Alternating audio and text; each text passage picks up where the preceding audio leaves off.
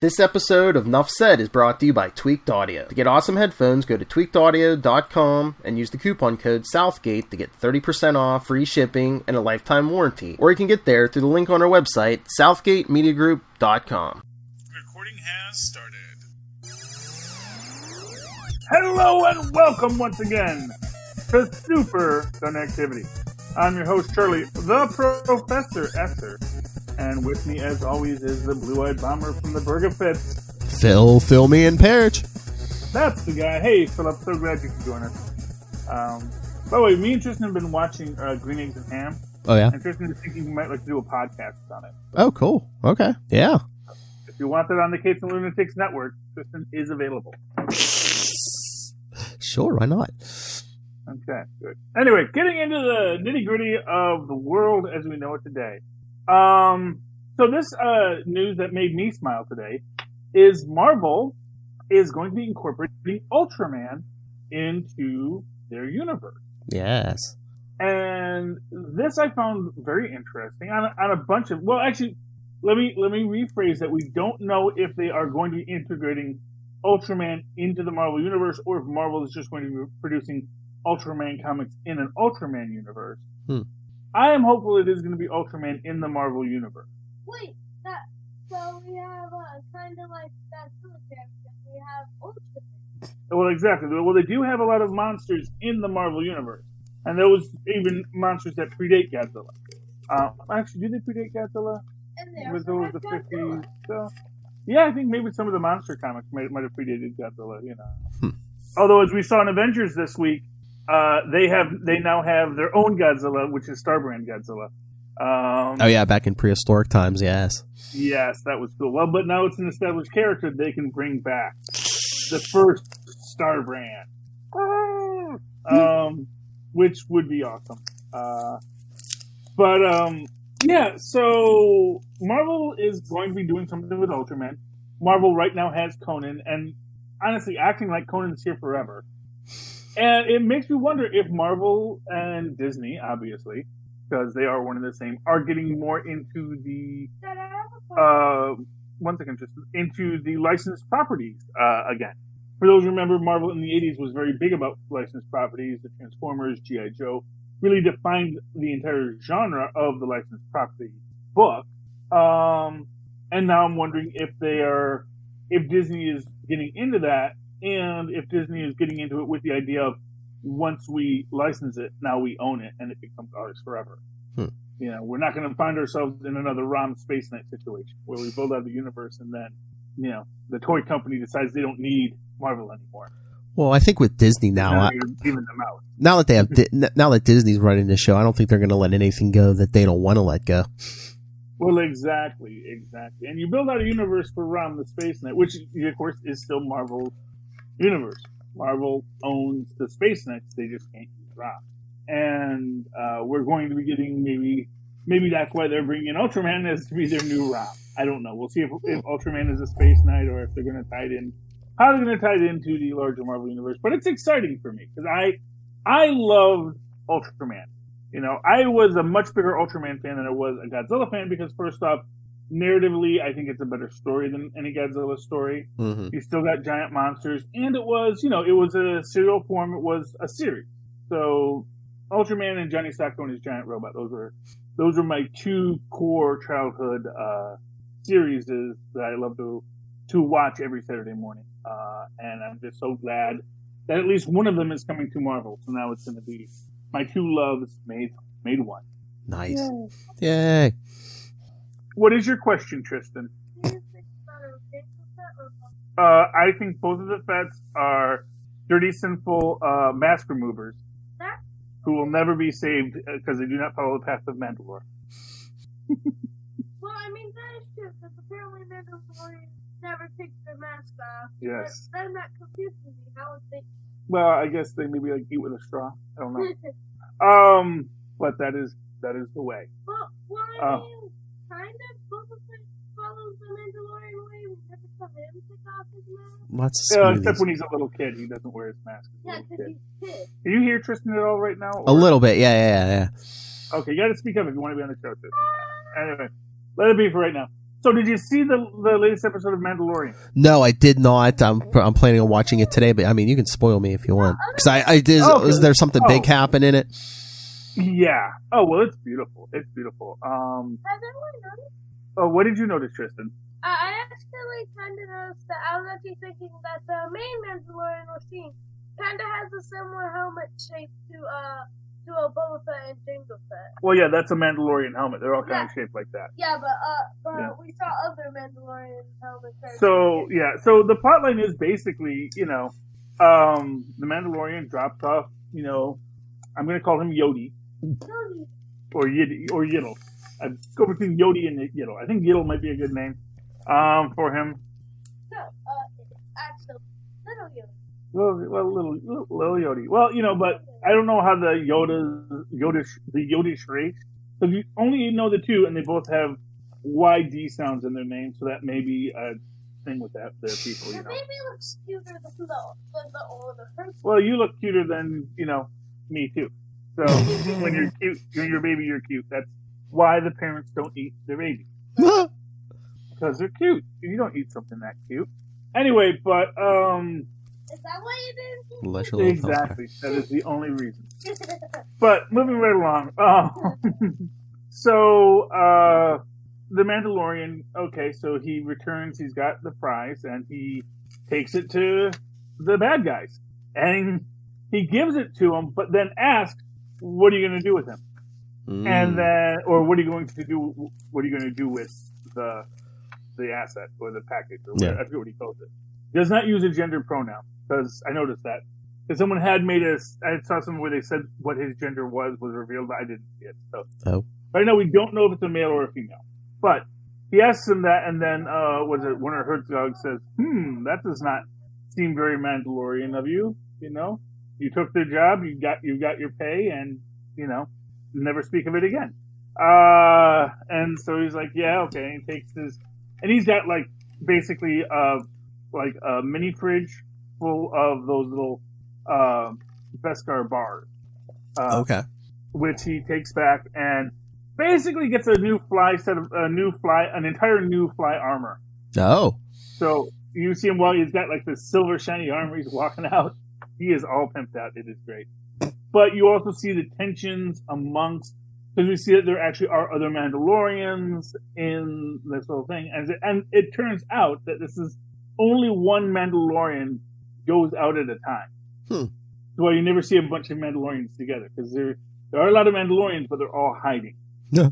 But only one can go out at a time because they don't want to reveal where their temples are. And it is, and one of his friends gives him, or not one of his friends, but one of the other Mandalorians, who was actually voiced by Jon Favreau in this, gives him a lot of grief because he says the bars he has, these were smelted in an Imperial forge, meaning that these were stolen from Mandalore and were basically during the Great. So there's a lot of canon out there about the Mandalorians. One that says that basically the Mandalorians were very warlike and went to war with the Jedi, and the Jedi decimated them. But it seems now they're saying that the big decimation came from the Empire. That the Empire basically killed a lot of Mandalorians and stole all of their Beskar metals. And that's the universe we're working with now. But I don't know what is the official canon yet. But they're giving you there's a lot of Mandalorian canon going out there right now. So very excited about that.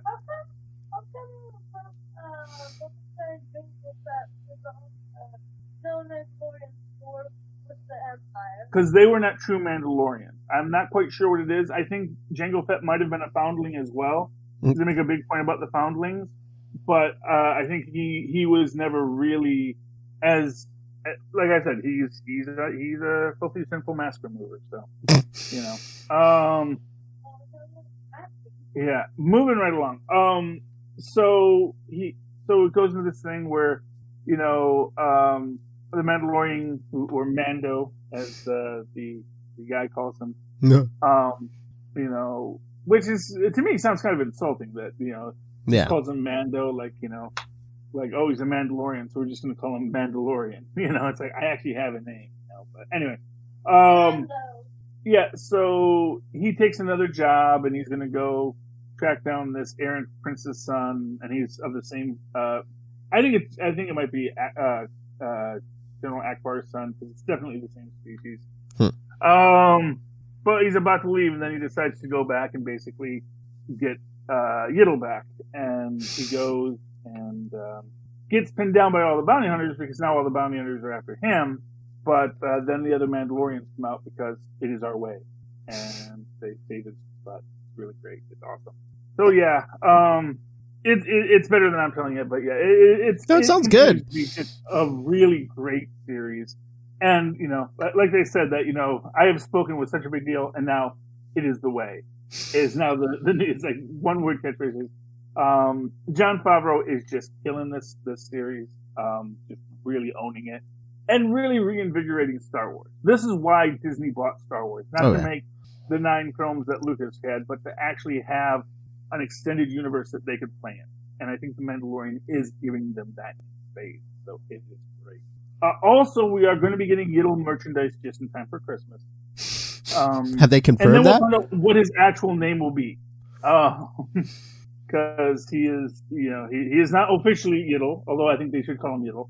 And he is not really Baby Yoda, but they will probably give him a name and maybe even give Yoda's species a name when they release. But they say the merch is coming. They've heard the demand.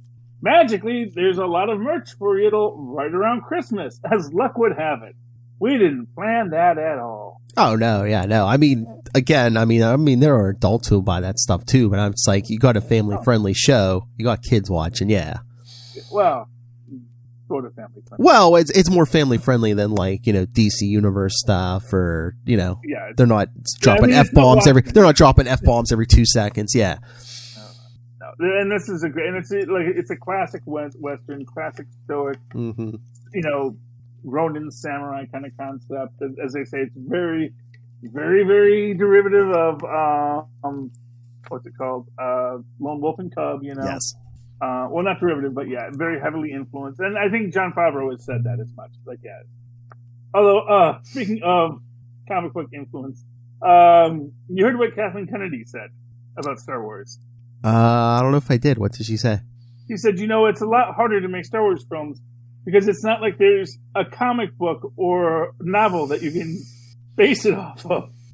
Which is, the thing is... Well, it's true that the previous stuff is non-canonical. There is still ample backlog of non-canonical works that you can look to for inspiration. Yeah. Now, maybe what you meant to say is that Disney wants to forge its own way ahead, and so we can't really utilize what has already been done because it may not fit into the universe that we have built out in the 9 films. And their ancillary properties, but yeah. So she kind of justified every nerd boy's negative feelings about her in that statement. So, I'm surprised that didn't come up when we were talking about Charlie's Angels recently. But, yeah. So. But no, I mean, I think that's. I think that's what they're doing good with Star Wars is, they're not focused, it's something other than the Skywalkers or, yeah, the same 6 characters we've seen for how many years. And for what it's worth, that is what Disney has been doing with it. They've been building out with their Rebels and where they're showing you these other groups of people. Because I think that's what they really want to do. They want to talk less about the Skywalkers, and their dysfunctions, because there's a lot of them, and get more into talking about, well, yeah, but here's what else is going on in this universe. Here's everything that this universe is about. And I think that is a really great aspect of it that they are building out. And like I said, I really wish they were doing that with the Black Hole universe, but you know what? Burgers can't be choosers, and we've got the Star Wars universe. And it is a really great universe they're building out. Would you wonder why so many planets are desert planets? because global warming or people have abused the environment. Well, or there's just a lot of desert planets in this universe. That's what life evolved. I mean, how many planets have life in our solar system? One. Well, actually, you know what? I actually had a theory on this. The reason why so many planets are desert planets is I bet you droids are very susceptible to moisture damage. Oh, yeah. So if you want to live in the modern world, you got to be in these desert worlds. So I mean, it's like all their tech is like, don't get it wet. California is going to have the droids first. Yeah. And again, this is not Earth, Philip. This is a galaxy far, far away. I know. Don't forget that. It's not anything to do with Earth. Anyway, but that's Star Wars. They're really, that I think is one of the best selling points of Disney Plus right now is The Mandalorian. Although, you know what is most interesting? Mandalorian is not on a schedule. No? No, I think the first one dropped the first day. Yeah. Then the next one dropped on Friday. Then this time it dropped on Thursday. Oh, it was Thursday. I thought it came out Friday again. Okay. No, yeah, because I actually might have even come out Wednesday night. So it's like, and basically what they said is that we're just dropping them whenever. It's not going to be on a regular pattern. Oh, maybe to keep everyone on their toes. Maybe. You know. Okay, yeah, Gotta keep them guessing. Okay, yeah, because I'm looking on the app I have for my TV shows. Yeah, episode 4 it's saying in 6 days. Episode 5 in 13 days. So it's going. Looks like 7, and then episode 6 20 days. But then between 6 and 7, it looks like there's only like 5 days in between. Yeah, yeah, they're doing something interesting with that. But they're building it. I wonder if they're taking... between episodes 7 and 8, it looks like... Is there like 9 days or something? So there might be a little bit of a break between episodes 7 and 8. Because, it's looking like 9 days, maybe a little over a week. Oh, I mean, that's cool. So, I don't know what that serves for Disney, but that's a choice they're making. So, good for Disney. Maybe to try to keep people on there all the time, Well, yeah. Well, keep you guessing and, have you maybe explore other stuff while you're there, Don't just come back. Don't just come back every Friday. We could drop this whenever. Yeah, exactly. Oh, anyway. But that's that. And I'm really enjoying The Mandalorian. I still have a lot of issues with Disney Plus. I think that the interface is still weak. I did figure out that basically if I add the film, like if I like the film, add it to my watch list, then I can go to my watch list to find it again. Since we don't have the what you were last watching queue, I still prefer what you were last watching queue. Do you think that's on purpose though? Is that helps them track what people are watching? They can track what you're watching by what you're watching. Yeah, but it's like you could watch and be like, yeah, that's cool. But if you add it to the watch list, they're like, okay, there's definite interest here. Yeah, but that's asking me to do like 2 things.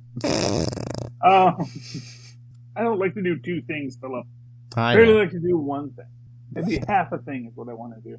But so it's an interesting platform.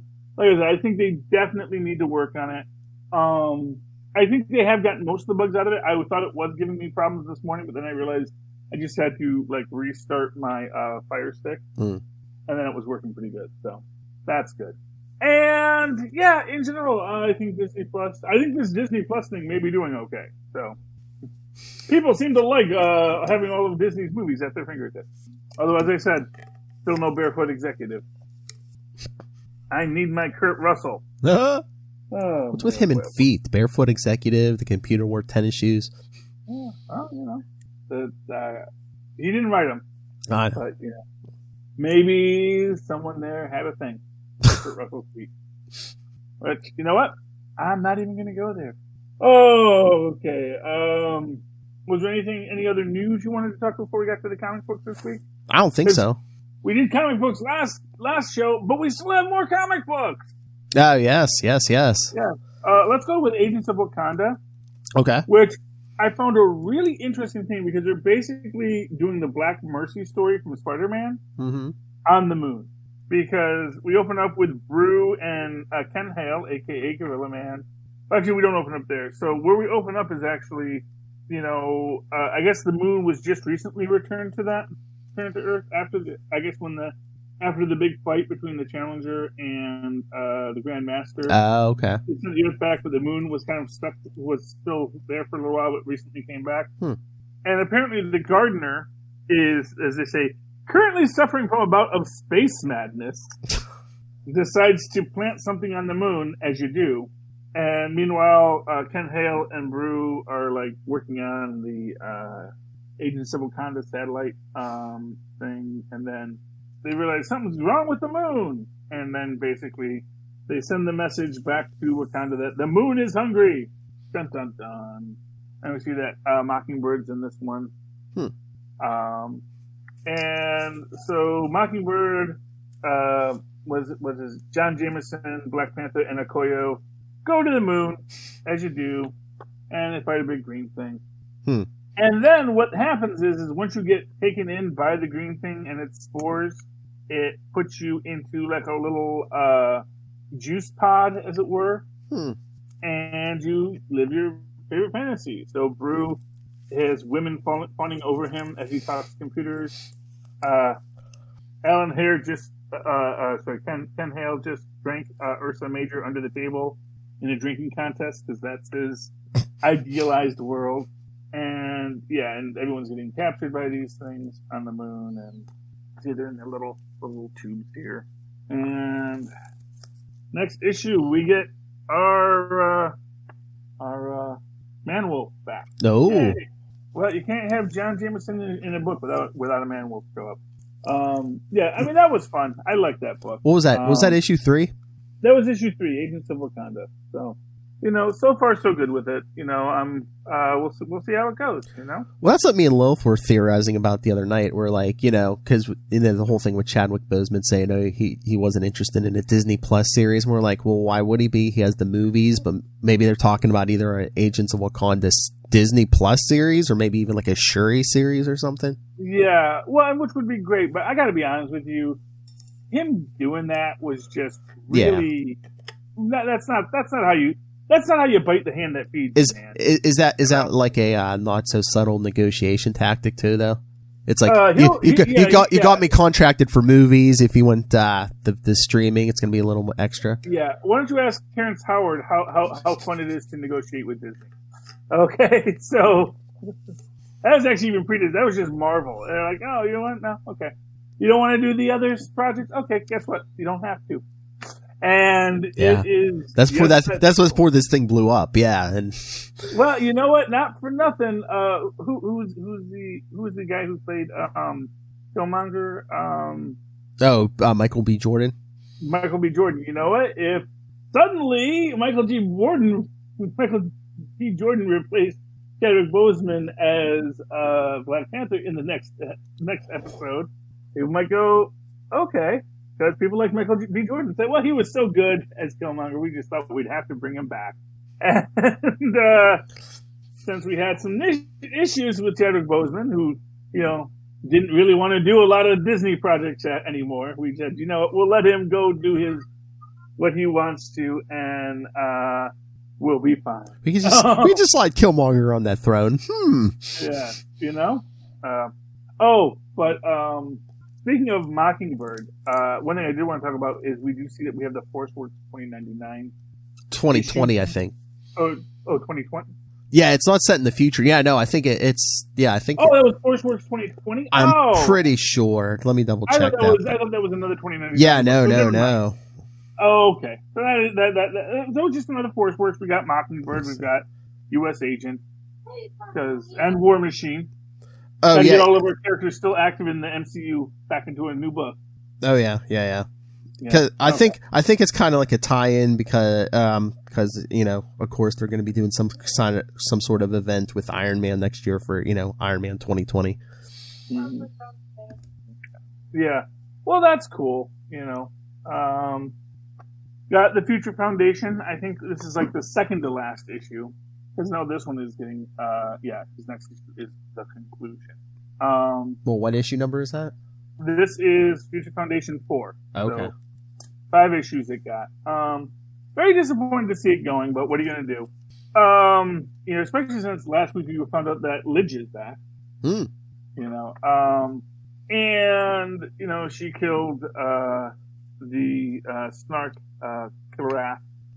So she killed the Snark in the last episode. Now she's taking over the Snark appearance. And, we get a nice fight scene with Becky Barnes.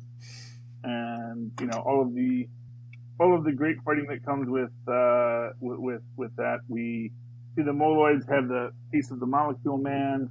And, the Maker chases after them. And then Artie uses his illusion powers to make it look like there's 3 of them. And they run, so then they have to split up, and and they do what they do. They basically sequester each of the villains and then take them out, which is cool. But eventually, the Maker does get them, but Becky gets the piece of the Molecule Man just as the Maker kills her, and then he blows out the side of the thing. To get them all sucked into the space. But we're going to assume that's not the end because there is one more issue left, and they're on the cover, so we assume they all live. And for what it's worth, we already know from Becky Barnes' backstory that she always lives because even if she dies, she just comes back in another universe. So that was Future Foundation number 4. Nice. Any books you want to talk about? Oh yeah, let's. Where do we want to go first? How about Captain America 16? Captain America 16. This is interesting. Man, the Lucan's wife kind of talking down to Wilson Fisk. I don't think that was a good plan on her part. I think that's a very cocky villain move, and it's the kind of cocky villain move that comes back to haunt you in later issues. You know what I mean? Oh, a lot of people found that out. Yeah. Yeah, because like we said, everyone thinks he doesn't have superpowers, but really, I think he's kind of juiced up. I think he's got that Man Mountain Marco serum in him, and he is going to. I think that's going to come back to bite her, especially since her ability to spin the narrative that Captain America killed General Ross has a lot to do with Wilson Fisk playing ball on that since it was in his city, So do you think we're going to get like Wilson Fisk sharing information with Captain America and be like, here's the proof we need to clear your name? Yeah, well, I can imagine that. Yeah, I mean, Wilson Fisk, he's not a man you want to cross, even as the mayor. It was great with having John Walker back. So John Walker has all of his body parts again, right? That was after he got bonded with the symbiote for a while. He gained his legs and his arms and legs back, right? I think so. I mean, yeah, that's right. Because he went to like a little pocket universe where all of the heroes kind of went crazy, and that was in I think that was in Dark Avengers. That was one of the Dark Avengers stories, and yeah, so he was able to solve that. And then we see that obviously Lucan tries to assassinate the Kingpin, and they murdered him. What? Oh no! Somebody tell the Daredevil writers. Yes, because that definitely happened that way then. Because who else recently died in a book? Philip. Very similar storyline in Amazing Spider-Man, I think it is. Oh, Doom, Dr. Doom. Yeah. Yeah. Wait. It was a Fisk bot. I think it's a Fisk bot. Well, or it's something. It's someone was trying to take out Fisk, and yeah, like I said, I get the feeling that Lucan kind of underestimated what she was getting herself into there. Mm-hmm. So I know Fisk will be back, but yeah, Amazing Spider-Man with Miguel O'Hara coming back in time and can't remember what he's doing, but he knows he was sent back in time by Doom 2099. But everything's all messed up, and then we see that, and I didn't really like this because first off, I cannot imagine a situation in which Doom, because someone shot his Doom bot, declares war on the United States. It's like, first off, he's got 20 of them.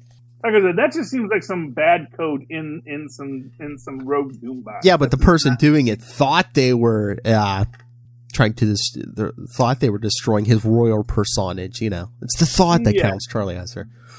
I know, but like I said, it's not like it's like the first time a Doombot got smushed. Oh yeah, I think it was the end of the last issue. Yeah, they showed that. They showed supposedly Doom's assassinated. I'm like, that's a Doombot. Come on. Yes, well, as Peter says, it's a Doombot. It's always a Doombot. I know. He just dives in the crowd, pulls out. He's like, "See, Doombot." Yeah.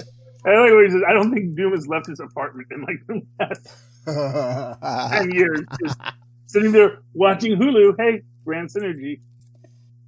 They must have published that before they knew they didn't know if this was going to drop before or after Disney Plus came out. So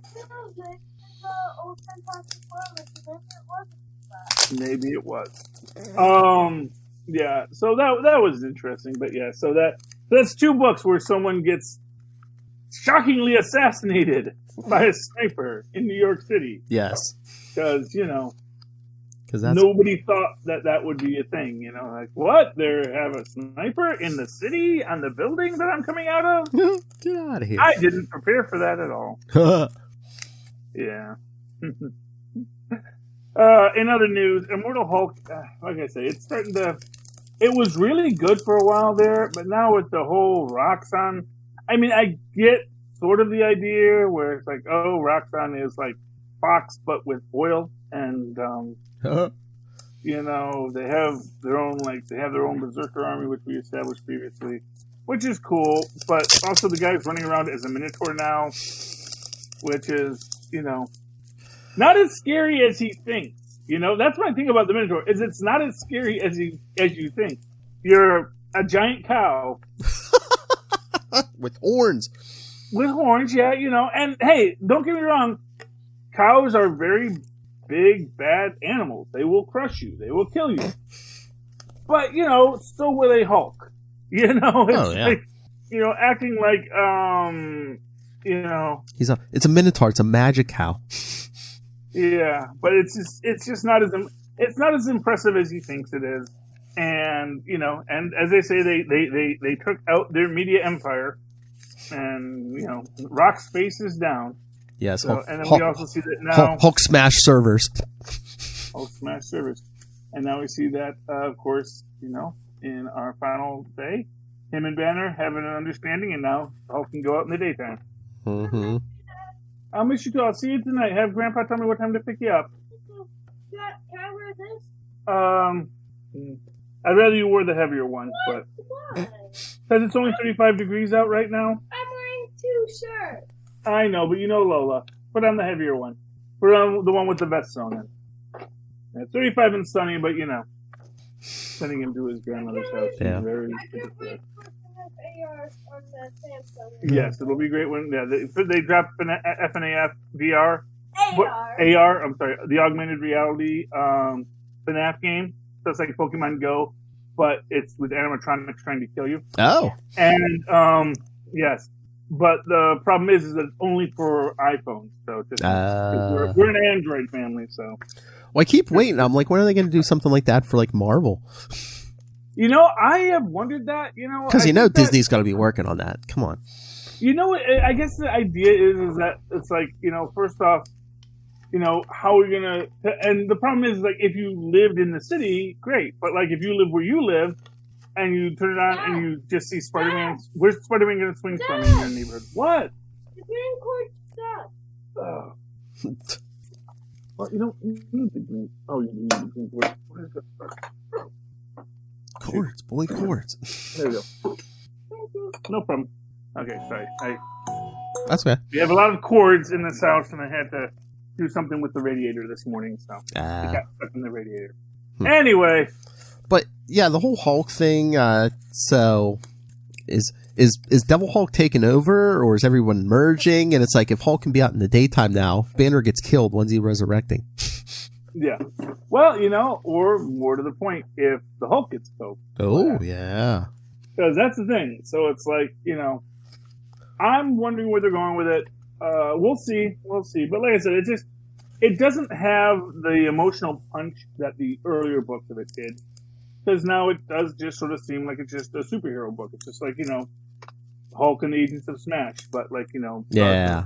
we're gonna destroy Roxxon because they're evil. What do you think? Do you think because that's what feels different because the tone has changed? 'Cause I mean, when they started this, it was like more of like a horror book, but now it's like again, like you said, it's going more towards a superhero. Yeah, and it's just sort of the idea that and because you have a cartoonishly evil corporation, it's like just once I would really like an evil corporation to just be like normal amounts of evil, rather than literally being run by a gigantic minotaur. Yeah, I really feel that is damaging the property. That's true. Take your keys anyway, Tristan. Anyway, yeah, it is what it is.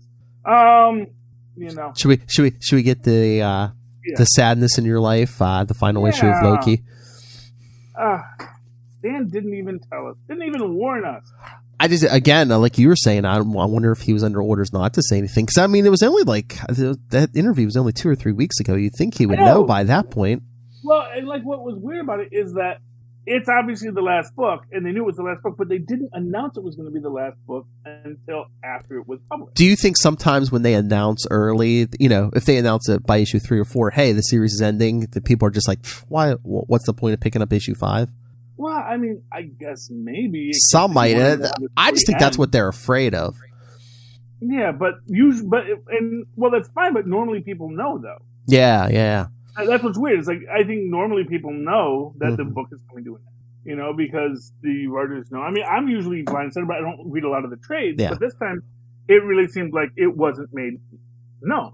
Again, it's just like, do they want that publicity that like a Loki book didn't do the numbers when they got a Disney Plus series coming? Well, whether or not it's doing the numbers or not is questionable. But Oh, true. The fact, I mean, it's like, well, and what it is like, it didn't do the numbers probably, but then again, I don't know if the book being canceled does anything for the Loki series either. Yeah, true. Especially since that's going to be a Loki unhinged in time. Yeah. And, well, that's the other thing too. It's like when you have something like the Loki series coming, I just wonder if they're just like, oh yeah, we'll cancel this now. And then when the Loki series hits Disney Plus, we're going to put out a series closer to what the Disney Plus series is. I mean, that's possible. Which I mean, we've been enjoying Kibblesmith's writing, so the only downside it's going to be like it's not going to be Kibblesmith. Yeah. Well, actually, you never know. They usually try to take fresh new number 1. Yes, but we have and of course we have our young Wolverine joining up with him, and they're tracking down some bank robbers. Yeah, that's the one thing I was disappointed in. We didn't get Wolverine the whole issue, but I wonder if they were changing stuff just because maybe at the last minute they told him, oh yeah, this is the last issue. Yeah, well, and like I said, it might have been something they had planned for like 2 issues, but then it just got too one. I loved seeing Verity Willis back. Oh yeah, it was her superhero power to know when you're lying. And as she says, as you tell the story, it becomes true. It is very cool. And I really, like I said, I really like how he wraps it up. Which is they're going out into the world, and and as he says, it's done now. It's out there in the world. You can't undo what has been written. So that is cool. And they still have like, hey, send your letters. So if you want Loki back, send some letters. That's how they saved Gwenpool. Oh yeah. They're going to do another series of Loki. It's just, Oh yeah. But, I liked Loki as a cowboy. This was a fun story. I like him in the period costume with the horns, and and also I love him breaking the fourth wall there. Except he's not really, because he actually is talking to Wolverine. I love how they set that up. Oh yeah. Wolverine saying, "Well, if I go to church going fellow, I'd probably have some guesses about who you were." But yeah, I wonder too if like maybe Daniel Kibblesmith's time, like the time commitment, because he does have another job, as a writer for Stephen Colbert. I mean, yeah. I mean, anything's possible. But like I said, I would have thought he might have mentioned it. So again, maybe orders. He's like Lilith says, the mouse. The mouse has spoken. Oh, and that is all of my books this week. I was going to say, but we did mention Avengers. Oh, we did. Yes. Yes, Avengers. This is This is another Avengers BC book where they do another one of these flashbacks. Mm-hmm. Of course, Tristan's favorite part of that book is that we have a Godzilla. We see that the first Star Brand was a Godzilla. So, right on that. It's a dinosaur. Yeah, it's a dinosaur that breathes cosmic fire. It's a Godzilla. But I mean, I know the whole universe has been reordered, Secret Wars and stuff, but, you know, I just remember back in the day when the Star Brand came from the new universe, but now I guess it's in main Marvel continuity from the beginning because, you know, this was prehistoric times. Yeah, well, you know, you just need a white event. Something that causes massive carnage. Yeah. And then that releases the white event, and then it's the Star Brand is bound to Earth for some reason. Again, I really, you know, the whole, it's a cosmic joke, it's, you know, the vomit of a celestial. I want to say, you know what? No, it's Gaia. And, you know, that I want that to be revealed at the end. It's like, no, you're not a cosmic joke. You know, yes, things happen, but the truth is that all these things happen because the life essence of the universe is in this planet. You know? Well, that's what when the Celestial came here, it was because Gaia was here. Well, that's what they should say. They should be like, you know, that's why, you know, life formed on Earth. That's why you have so many superhumans and stuff because, you know, back in the day, there was like 20 different cosmic forces at work on this planet. And yeah. Well, you know, and although, again, they go into this idea of, you know, randomness, again, where, again, with the new Star Brand, that it wasn't supposed to be him, it was supposed to be his friend, and I'm getting his friend's name right now. But, you know, just that idea that, which again goes into this idea of, you know, that the powers are randomly distributed. yes. That the powers are not, it's not destiny. And, it, you know, kind of even feeds into this idea that, you know, when we get our first heroes, we have the Fantastic Four and then we have the Hulk, the radiation sort of creating the opposite sides of the same coin, that one people were destined and one people should not have gotten the powers or something along those lines. Yeah. I don't know. But yeah, that seems to be what we're working towards on that.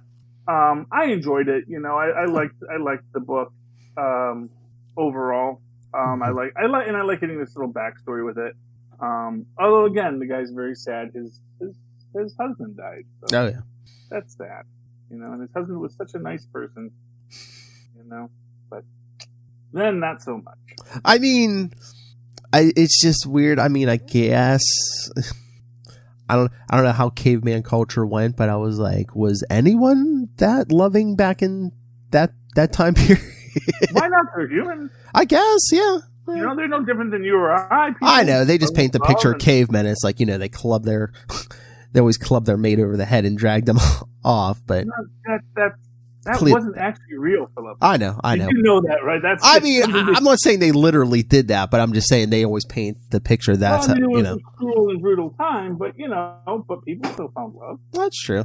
You know, and for what it's worth, this is obviously a same-sex couple, so yeah. You know, it wasn't just about procreation. It was no. a spiritual bond. And they also did make the point that they both felt they were different, that they were different than other people in their tribe. You know, that they maybe, and because they clearly had this really well-flowing language, you know. Yes. That they could speak with each other in a common parlance, you know.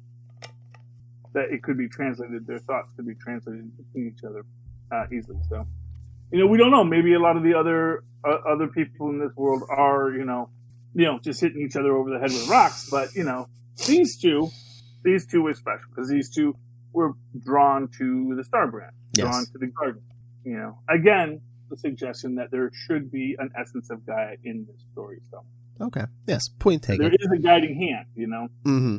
And even if the powers are randomly distributed, they are meant to be distributed to people that will do good. True. Charlie Esser was right. My son wants this chair back, so okay. I'll be done in a minute. Okay, Ben? No, okay. So I think that's everything this week, Philip. Yeah, that's everything I had. Yeah. Okay, great then. So where can people find you? All right. If you want to get a hold of me personally, you can always email me, nightwingpvp@gmail.com. On Twitter, I am @nightwingpvp. And remember, you can always contact Capes and Lunatics at our email, capeslunatics@gmail.com. The voicemail, 614-382-2737. That's 614-38-CAPES. And find all the social media links, basically all of our links at Linktree, linktr.ee/Capes and Lunatics. And again, support, yeah, and support all the Southgate Media Group sponsors. Find the link for the Amazon. Puts money in Rob Southgate's pockets. Again, to keep the lights on. Pod Life the book. Go pick that up in digital or the paperback on Amazon. Again, I'm in there, and there's many mentions of Charlie Esser, not just for me. So, and go check out Hunt to Killer. Like I said, all this will be in the show notes of all our shows. So yeah, check that out. Okay, and of course, if you'd like to write to me in that old-fashioned email way, the way our mothers and our fathers once did, do so at superconnectivityblog@gmail.com. That's superconnectivityblog, all one word, @gmail.com. Of course, follow me on Twitter as I live tweet things sometimes when I feel like it, @Charlie Esser. That's CharlieEsser. Look for 2 E's in the middle. For quality. Bing! Thank you, ladies and gentlemen, for connecting with us this week. Do be a pal. And super connect with us again next. Good night. Good night. Did you say Mausers? Did you say mothers or Mausers? I said mothers. Okay. I thought you were doing a play on Maz Manzor. Mausers. Tristan always thinks I said when I say Maz and Paz. Yes. Oz? No, not Maz. There's a Maz's fans, the Mausers. Oh, good. Yeah, good. Fans of the Maz Manzor. Full steam all ahead today.